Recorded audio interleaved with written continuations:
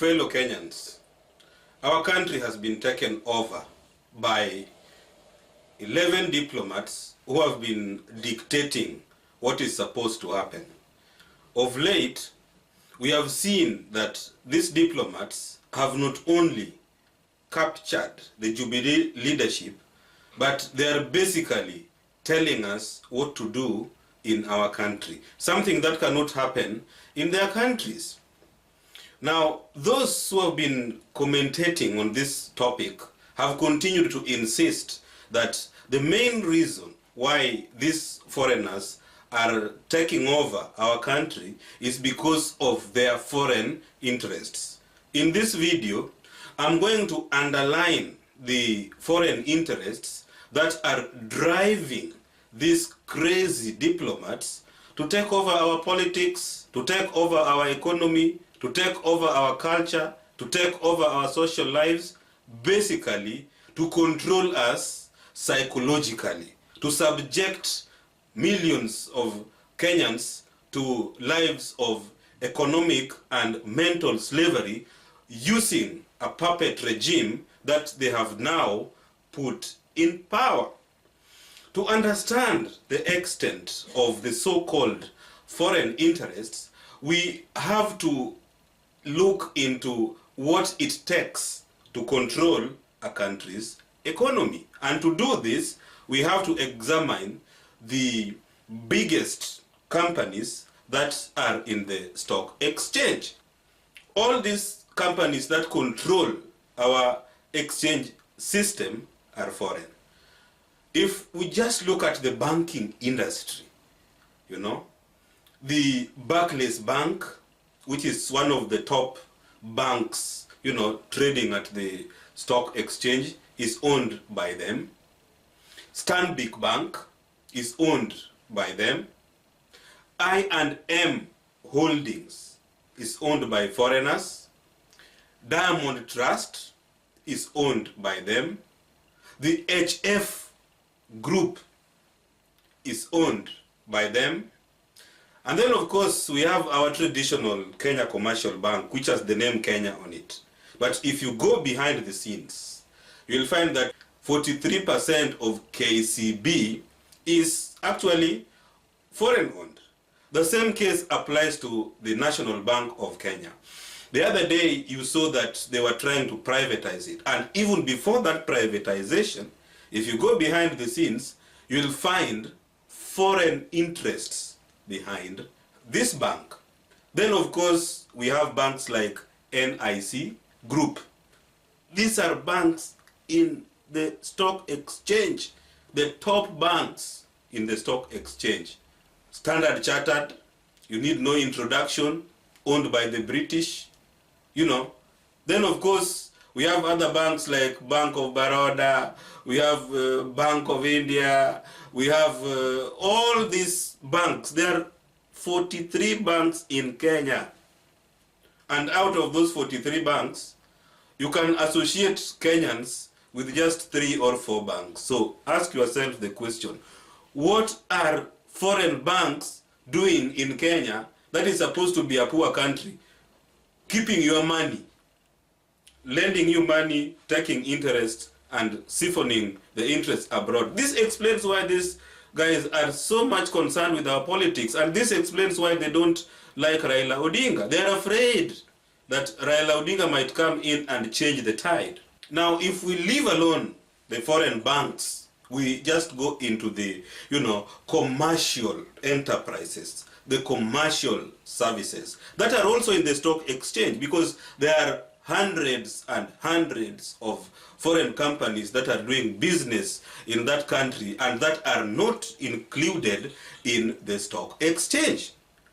Here, biggest companies, include the Kenya Airways. Kenya Airways used to be owned by the Kenyan government, but you all know it's owned by the Dutch. What we own is the name Kenya, but all profits from Kenya Airways is going abroad. It's in the stock exchange. Nation Media Group, that controls information in the country, is owned by the Aga Khan, a foreigner, represented by these diplomats. If we go into the standard group of companies, which used to be owned almost 100% by Londro, but it was sold locally. And despite that sale, it is also still, foreigners are active behind it. Then, of course, we have Longman publishers, that is foreign owned, involved in the publishing industry. It is in the stock exchange. Then we have the Atlas Development, that is also in the stock exchange.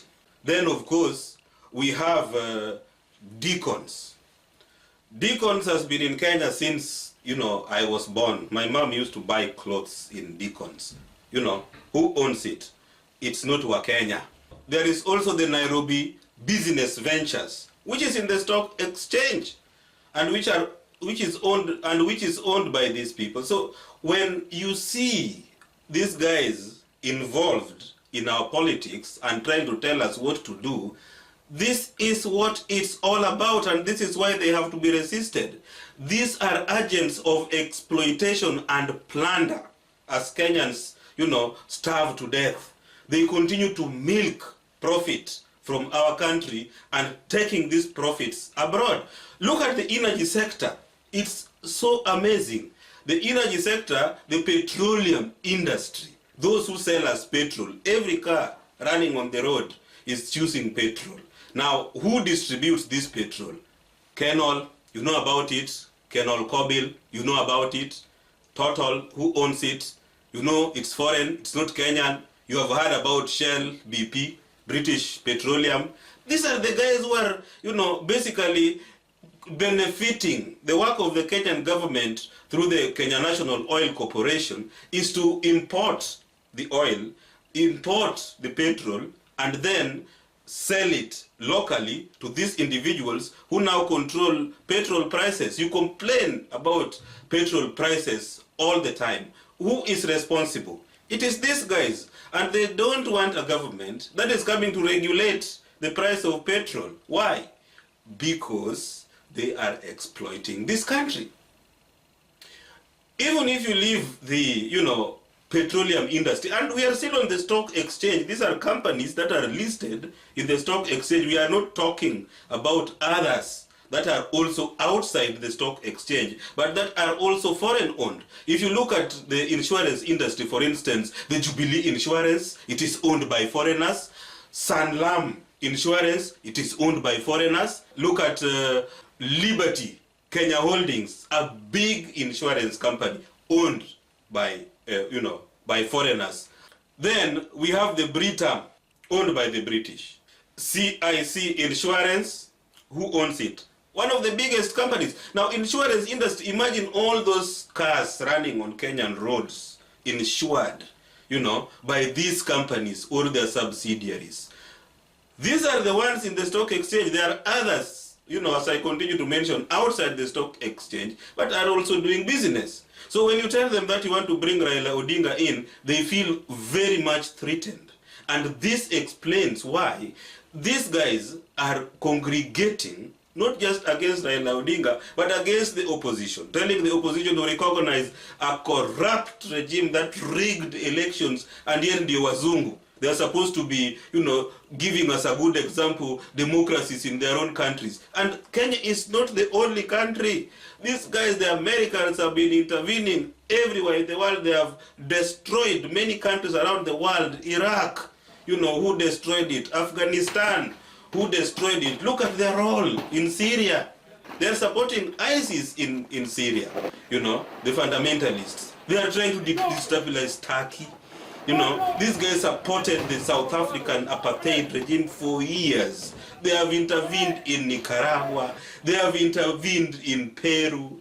There is nowhere they have not intervened. That is why, look at Libya, they killed Gaddafi. Egypt, they changed a president who was democratically elected and put a military dictator. Now they are working with him. So Kenya is no exception. The thing is, Kenyans need to understand the background and begin to build a resistance against these crooks calling themselves the international community, because the world is not composed of the international community. And even if you look at it critically, even not a single African,